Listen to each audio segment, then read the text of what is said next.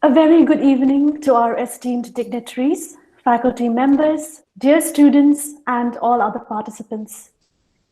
Today we are gathered here to commemorate the 71st anniversary of the adoption of the Constitution of India, to celebrate its noble ideals, and to pay our tribute to the makers of the Constitution. The adoption of the Constitution marked a new era in the history of India, and it is our endeavor that it does not remain a mere abstract entity, but is a vision for new India touching the lives of common citizens.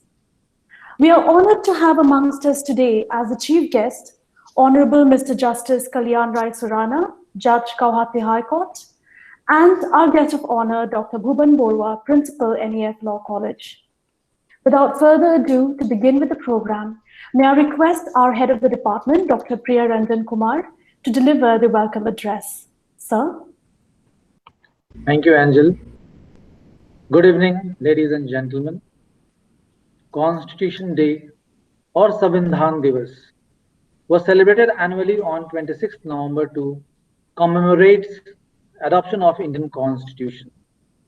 To celebrate as a mark of tribute to draftsmen of Indian Constitution. The Constitution is a set of written principles and precedents of the Government of India that frames fundamental political principles, procedures, rights, directive principles, restrictions, and the duties of the government. Our Constitution is the longest written constitution in the world and was handwritten and calligraphic in both English and Hindi by artists of Shantiniketan under the guidance of Sri Acharya Nandalal Bose and Sri Prem Bihari Narayan Razada from Delhi. We were having a great opportunity provided by the Tejpur University to see the original copies of the Constitution of India, which were kept in a special helium-filled cases in the Library of Parliament of India during our academic visit in the month of February and March 2020. We celebrate Constitution Day to promote Constitution values among the citizens. And on this day, it is my pleasure to present welcome address before this August gathering.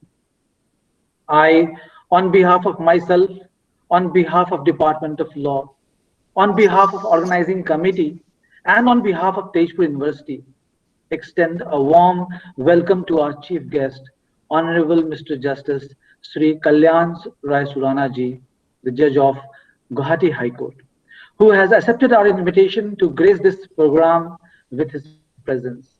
Sir, even after finishing your office hour, you have accepted our invitation to be the part of this program. Sir, thank you very much and welcome to this Constitution Day program, sir.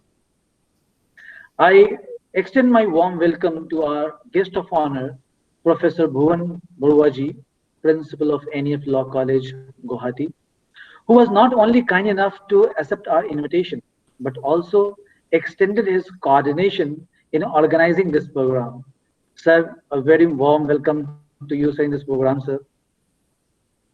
I extend my warm welcome to our own Dean, sir, School of Humanities and Social Sciences, Professor Prashanta Kumar Das Ji, who has always extended his cooperation and guidance in welfare of individual teacher as well as the department as a whole. Sir, welcome, sir, in this program, sir. I welcome all the deans, heads, statutory authorities, officers, teachers, scholars, students, and staff of the Tejpur University. I extend my warm welcome to all the participants from the Assam and outside the Assam of the state of Assam. I welcome one and all to celebrate 31st year of the Constitution of India. Namaskar and welcome to all of you. Thank you so much, sir, for your welcome address. Moving forward, the spirit and backbone of the Indian Constitution, its preamble, plays a very important role in shaping the destiny of our country. The students of the third semester LLM program have prepared a short video reciting the preamble of the Indian Constitution. And the voice that you'll be hearing is of Ujashri Dole and group.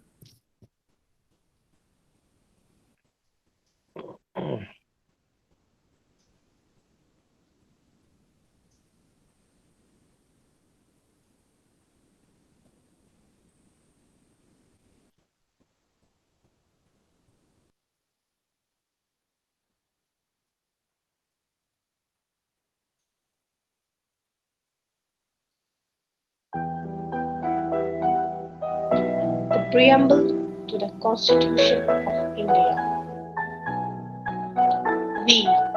We, the people of India, having solemnly resolved to constitute India into a sovereign, socialist, secular, democratic, republic, and to secure to all its citizens justice, social, economic, and political, liberty of thought, expression, belief, faith and worship, equality of status and of opportunity, and to promote among them all, fraternity, assuring the dignity the individual and the unity and integrity of the nation. In our Constituent Assembly. This 26th day of November, 1949, do hereby adopt, enact, and give to ourselves this Constitution.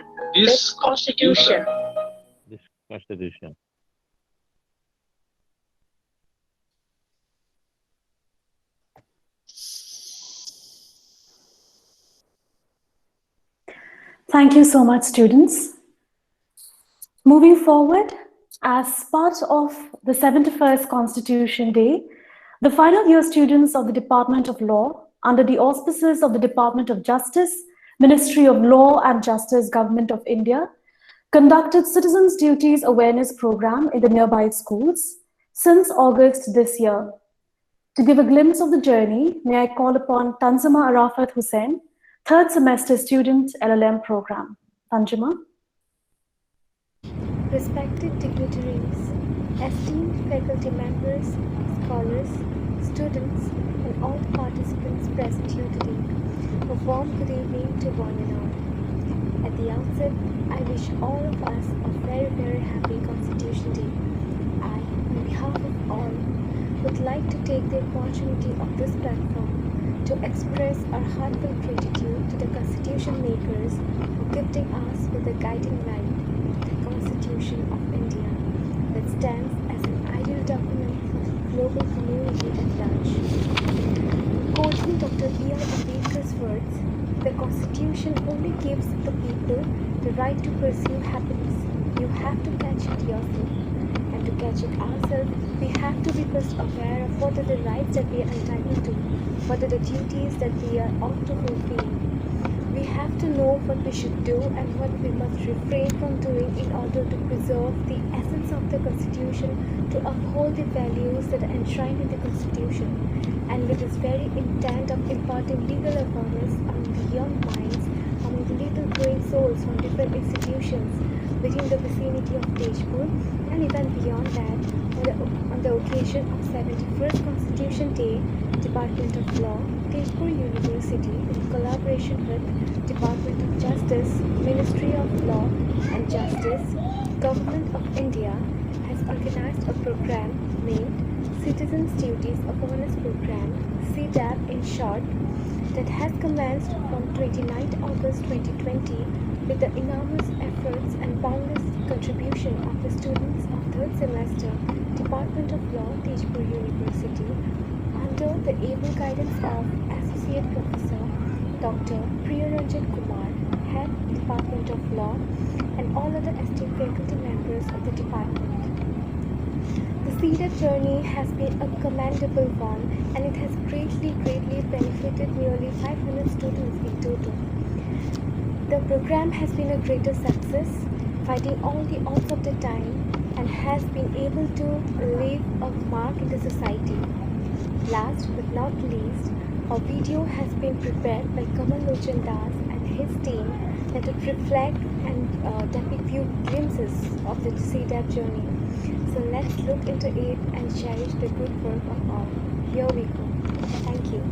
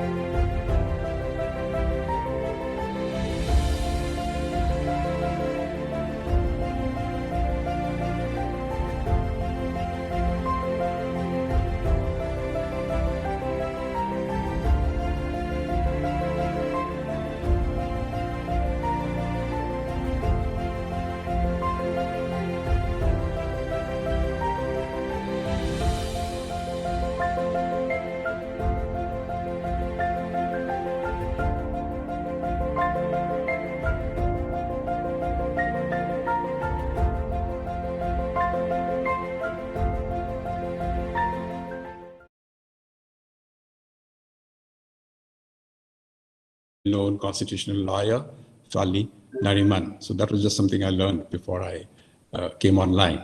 So thank you once again very much, and I look forward to Justice Surana's talk today. Thank you so much. Thank you so much, sir, for your words of wisdom. And I'm sure the students will take your advice and buy those books that you have suggested. And on behalf of the department, I would also like to mention here that none of the activities of the department would have been a success without your constant support for the department, sir. We also have amongst us today Dr. Bhuban Borwa, sir, as the guest of honor, principal of NEF Law College, who, although in literal sense, is no guest to the Department of Law at all. He has been a support for the department along with Professor Bhaskar Kumar Chakrabarti, sir, since its very inception. Sir, may I request you to kindly address the gathering? Thank you, Angel. Yes, sir. Honorable Justice Kalyan Surana, Judge, Guwahati High Court. Professor P.K. Das, Dean, School of Humanities and Social Science, Tezpur University. I feel very happy that after a long time, we meet that too in virtually. Dr. Priyaranjan Kumar, HOD, Department of Law, Tezpur University.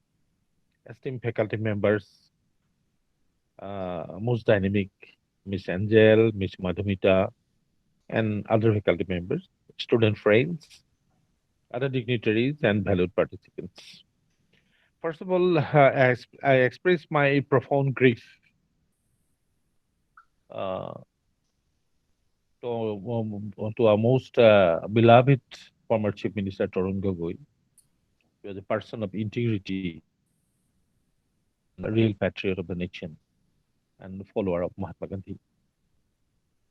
So, the dream of Mahatma Gandhi to build the Ram Rajya in India. This Ram Rajya, it may be interpreted in different ways, but being a student of law, this Ram Rajya is nothing but a Rajya, a state of rule of law. If we study the Ramayana properly, then you will find that a state should not be ruled by a man or a person. A state should be ruled by the law. So, this is the dream of Mahatma Gandhi.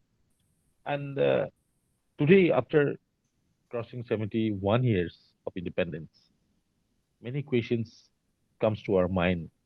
That's because this constitution was framed, headed by Dr. Bhimrao Ambedkar. It was framed by different ingredients, valuable ingredients of different foreign countries. Different concepts were borrowed from different foreign countries so that we can build a good nation.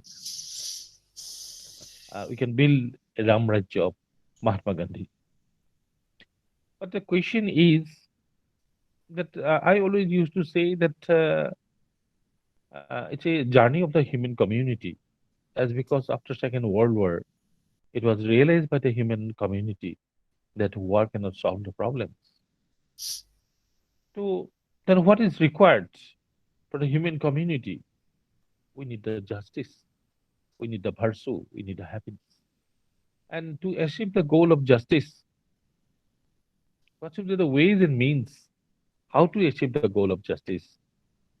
The basic mantra, the basic theme is that we have to establish the human rights. And this is the fundamental rights. And so the Article 12 to 35, these are all the fundamental rights. And I want to say that these are all reflection of the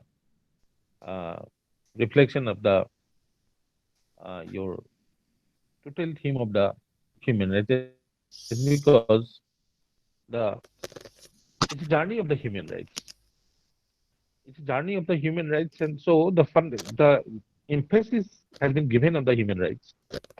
And it is said in Article 13, it is said that to be a law, it must not be inconsistent with the provision of the human rights. So, if it is inconsistent with the provision of the human rights, that law may be considered as void. by the judiciary, as because judiciary is the sentinel of our democracy. Judiciary is the guardian of our constitution.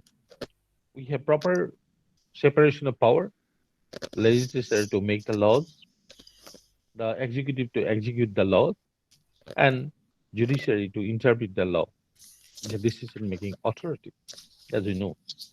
So, of course, we have the check and balance. We have the mechanism of check and balance. And now the question of the frequently it is uttered, it has been uttered, the constitutional morality. What is constitutional morality? Why today we are discussing about the constitutional morality at the same time the constitutionalism, the transformative constitutionalism? As because our constitution is a dynamic one, not a static one. It is to fulfill the needs of the time. It is to fulfill the demands of the time. So the constitutional morality and constitutionalism, two sides of the same coin. From Navjit Singh Johar to Vishakha, and even lastly in Sabarimala case, this the word of constitutional morality has been uttered by the Supreme Court. So this is the time, this is the niche of the time, that niche of the time to revisit the values of the Constitution. As because at that time, you see that although we have some amendment, we have so many amendments, as because it's a dynamic one. But thing is still it is relevant. So somebody wants to say that the Constitution was it can be compared with a cake and the different ingredients of different foreign countries. Somebody wants to say that no, we make fail the Constitution. Somebody said that the Constitution makes us fail. But being a law student, I want to say there is a really good Constitution, but we have to realize this. We have to go into the depth of the Constitution. Then only we can achieve the goal of the Constitution. So it is very pertinent. It is very relevant. The earlier it was observed as Law Day, and now it has been observed as Constitution Day. And in administrative law, one thing is there: the good governance. In the terms of the good governance, it is said that the democracy is maintained, the transparency is maintained, everything is maintained, every norms has been maintained, every norms is maintained. But unless there is no development, then we cannot say the good governance. Similarly, it can be said that unless there is no justice, unless our approach are not justice oriented, unless we cannot achieve the goal of the justice, then the values of the Constitution cannot be realized.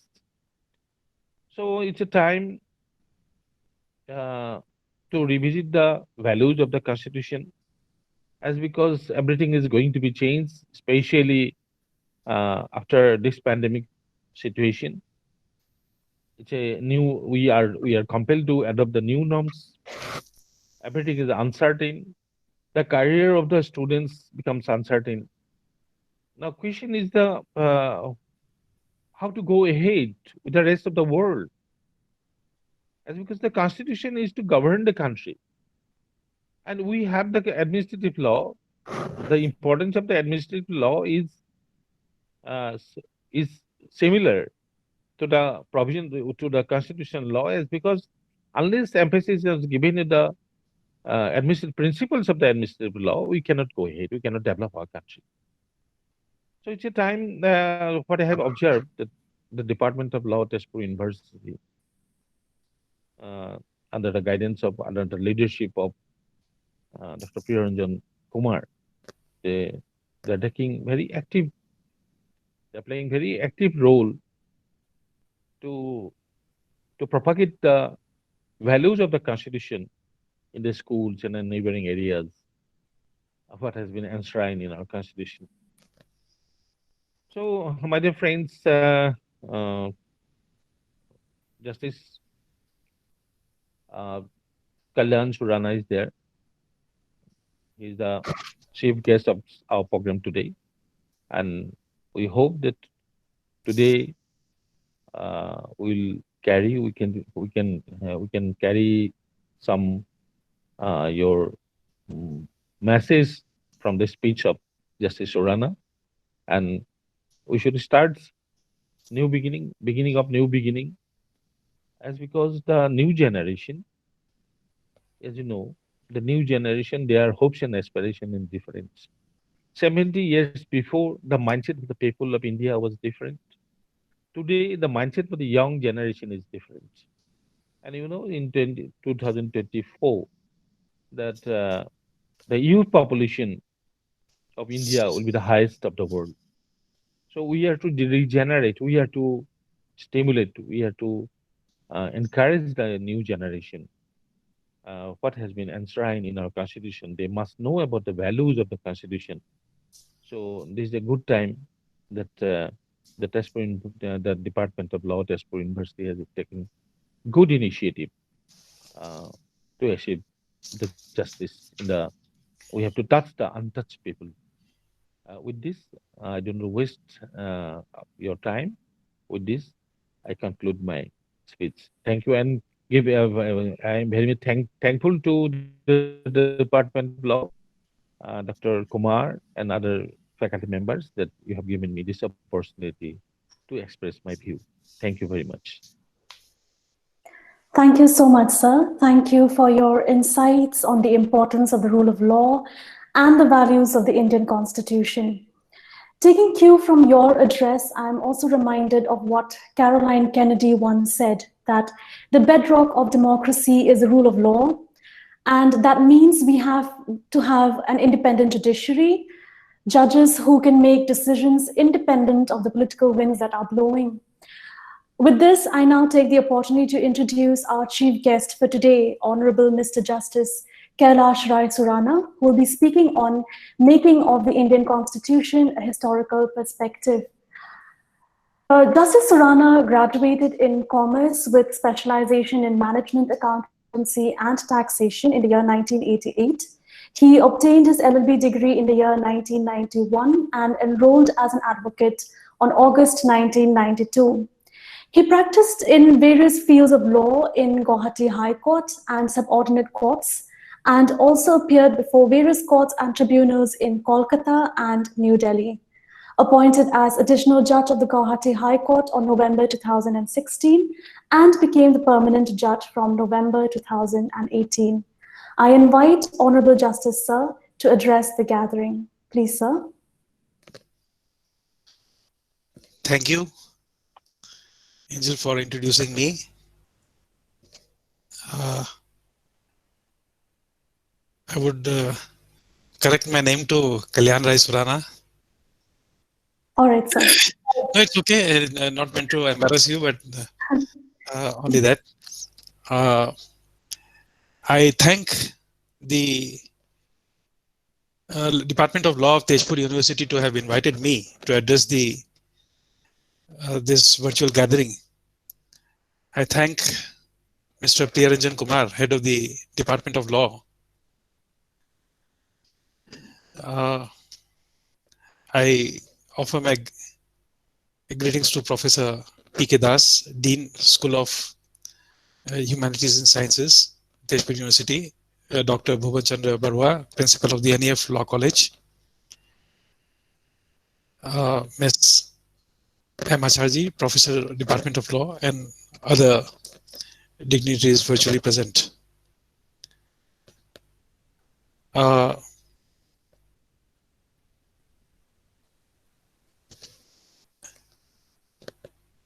I address you all with a special guest of mine who is also an audience here, being Niskarsh Kothari and Yash Kothari. who are students of law and at their school and college days as undergraduates, they brought laurels to the the Guwahati and the state of Assam by entry of their names in the Limca Book of Records in 2014, when they memorized all the articles, including the headnotes of the Constitution of India. And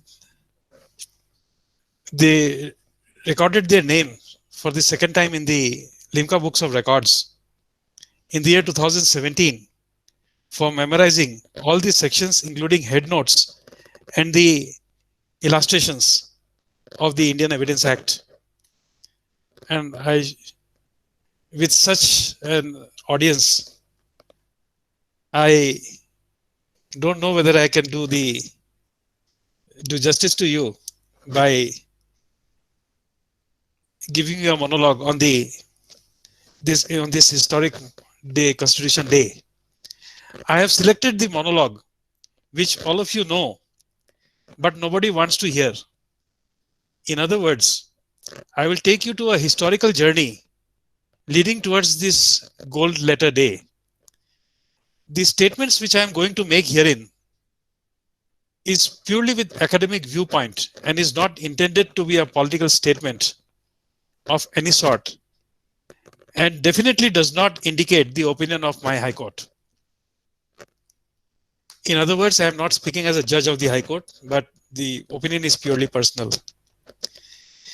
In the year 1917, came about Montague Declaration that the policy of the British government was one of increasing association of Indians in every branch of administration to the progressive realization of responsible government in India as an integral part of the British Empire.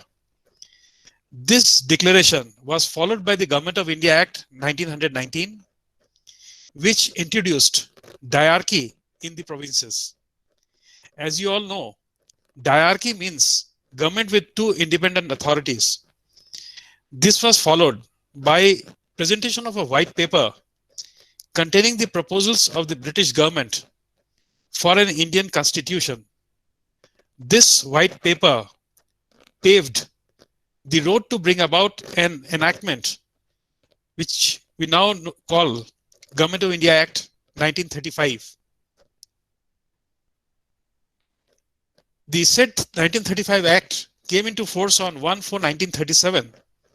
This act envisaged a federal government and conferred full provincial autonomy to all the provinces, subject to certain safeguards. As a corollary to a federal constitution, the act established a Federal Court of India. Then came about the actual transfer of power. Valuable insight can be read from a 12-volume book by historian Mansarg, published between 1970 to 1983, and Wavell, the Viceroy's Journal. These were printed and published so late because of the legal requirement to keep its publication out. These were the official secrets at that point of time, which the British government did not permit to be printed. Safeguards in the 1935 Act was by providing separate electorates for Muslims and other minorities other than the scheduled castes. Reservation of seats and governor's special responsibility was made to protect the rights of the minorities. These led to a deep divide on religious lines, leading to partition. I would not deal with several issues leading to partition, but it would suffice to refer to the fact that after attempts to bring the Congress and the Muslim League together failed, it is on 6th December 1946 that Lord Attlee read out to the parties a statement on behalf of His Majesty's government, which is a statement considered by a section of historians to be the last effective attempt to bring the Congress and the Muslim League together. As it failed, the Indian Independence Act of 1947 came to be introduced in the British House of Commons on 4th July 1947 and was passed on 15th July. On the very next day, it was passed by the House of Lords. It received royal assent on 18th July. This act created two independent dominions of India and Pakistan. You all know that it was on 29th August 1947 that the Constituent Assembly appointed a drafting committee which presented a draft constitution in February 1948. The framing of a constitution took the Constituent Assembly nearly 3 years, and the deliberations are documented in 12 volumes of Constituent Assembly debates. After a detailed discussions, it was adopted by the Constituent Assembly on 26th November 1949.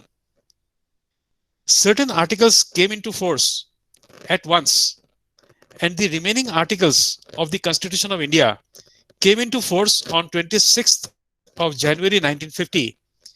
This you will find in Article 394 of the Constitution of India.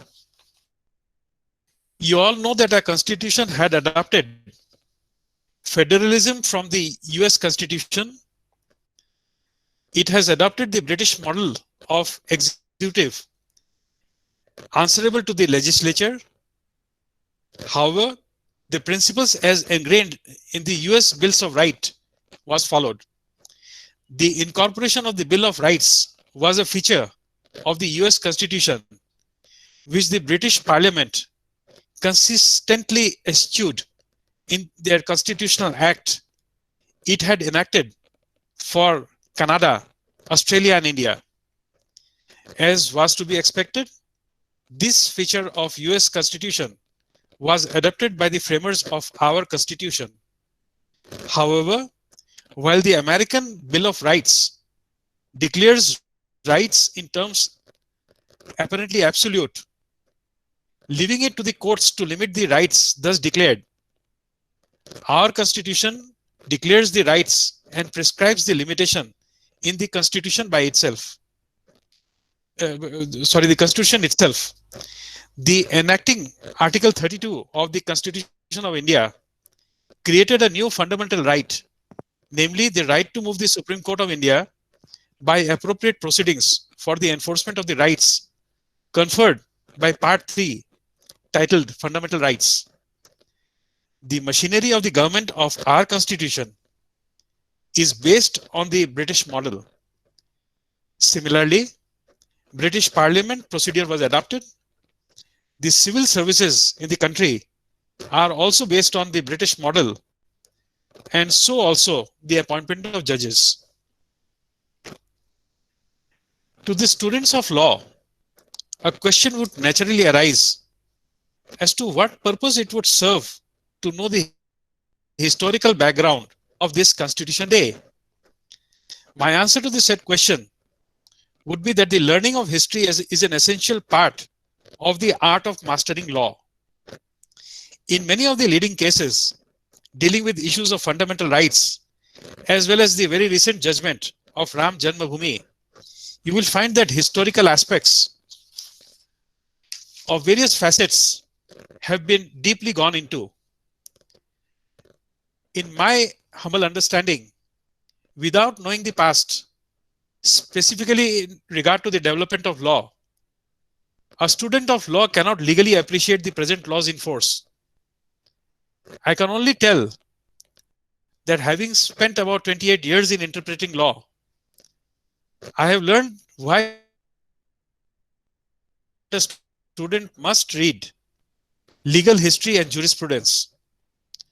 Let me tell you that in our times, we paid, especially I don't say about we, I'll speak about myself. I did not pay any attention to legal history and jurisprudence subject in the undergraduate law courses, as a result of which I suffered because I had to learn many facets of legal history and jurisprudence by dint of practice. By practice, I would mean sometimes you lose, sometimes you win. and it is the failures which become a pedestal for success. Therefore, I would call upon the students of law to concentrate in these two boring subjects of legal history and jurisprudence, so that in future you do not spend your time, valuable time, I would say, to understand it. Before winding up, I must tell you two things. First, I have not gone into the aspects of interpreting the Constitution as it is today, because it is a very dynamic subject and endless. I have chosen the historical background to give you a glimpse of the past so that you understand how the law developed. You have all heard Dr. Barwa telling us that the earlier times, the legal structures, and now, this is precisely what I also would like to stress, that knowing the past will lead to a good interpretation of the laws which will come in future. Second is, this is a point which I always put forth in my address to students. To a student of law, there are many choices to settle in life. You can establish yourself as a lawyer, law officers in the corporate world, as judicial officers. There are many more avenues. However, it is in this context that I will call upon the best of the students to explore their careers as teachers of law. This I say because it is only a good teacher who can produce good students and resultantly good professionals. A mediocre teacher with no innovations would churn out mediocre professional degree holders and resultantly mediocre lawyers. And out of such mediocre lawyers, you get mediocre judges like me, which leads to a full cycle of degeneration. Therefore, you will have to respect your teachers and then strive that you also, for some of you, at least I would say 5% of these legal students would join as good teachers to lead students to a better future. Thanking you for patiently hearing me. Jai Hind. Thank you so much, Honorable Mr. Justice Kalyan Rai Surana, sir, for taking us back to what led to the drafting of the Indian Constitution, on how the Constitution of India emerged from the integrated will of the people of India as sensed by thoughtful members of the Constituent Assembly. They had not been elected directly by the people they thought about and spoke for. Nonetheless, with their knowledge and appreciation of other constitutions, as mentioned by you, and of the thinking of political philosophers, they brought an innate understanding of the pulse of the people in all their great diversity. Thank you also, sir, for your words of advice. We hope to meet you soon in the department.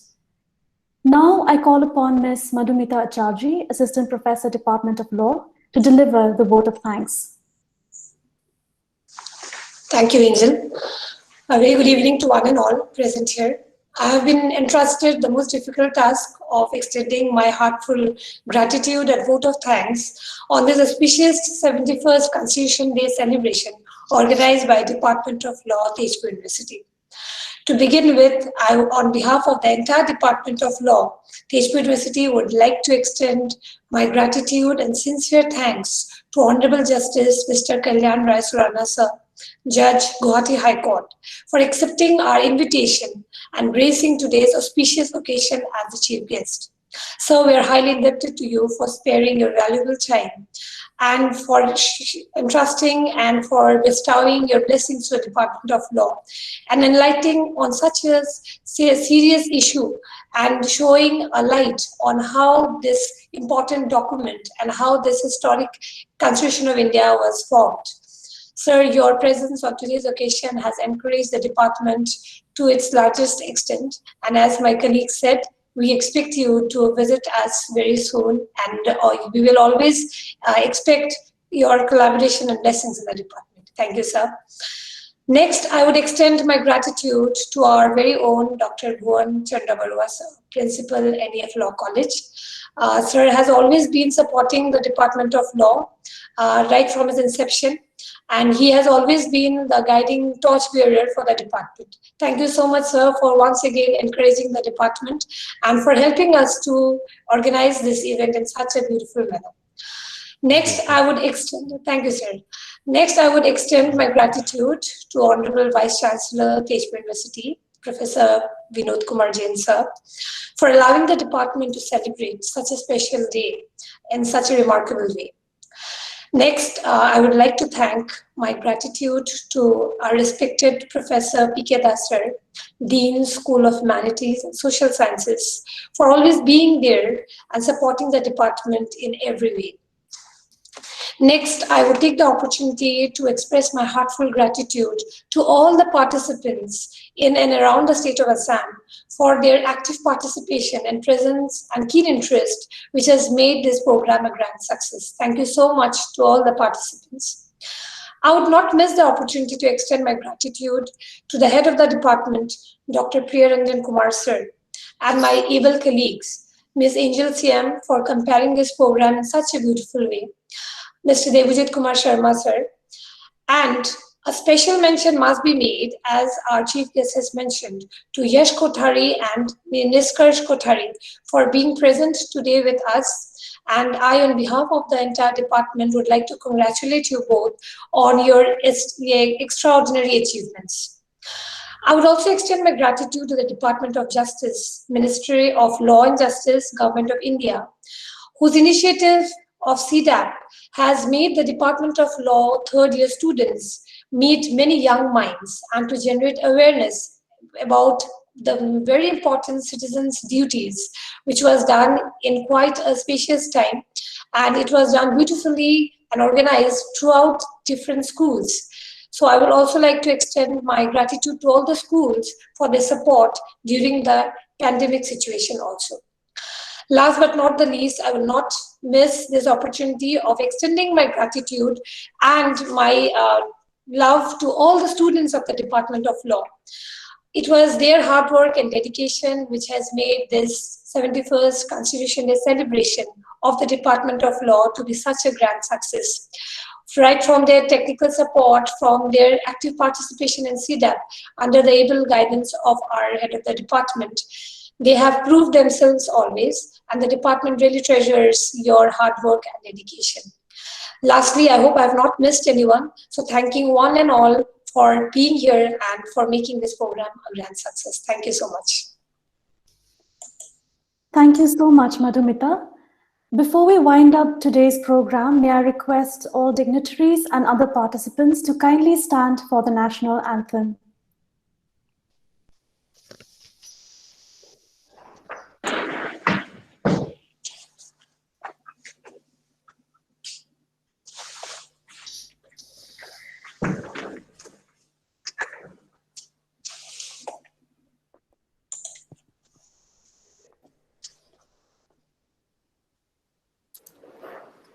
जनगण मन अधिनायक जय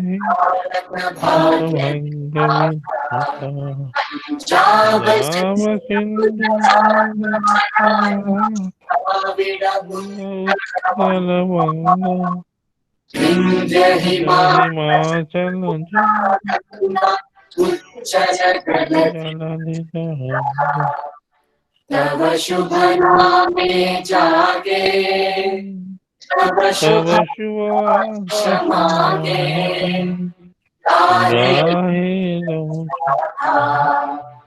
जनगण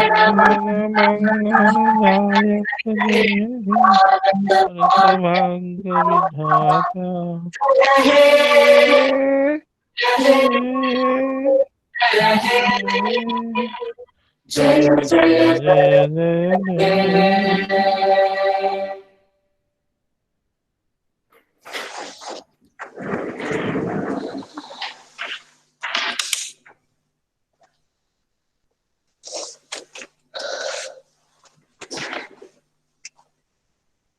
Thank you so much, everyone. With this, we have come to the end of today's program. We hope that we all bear true faith and allegiance to the Constitution of India. Thank you. Thank you, sir. Thank you, all of you, for your kinds, gracing this occasion with your blessings. Barua sir, Justice Kalyan sir, thank you very much.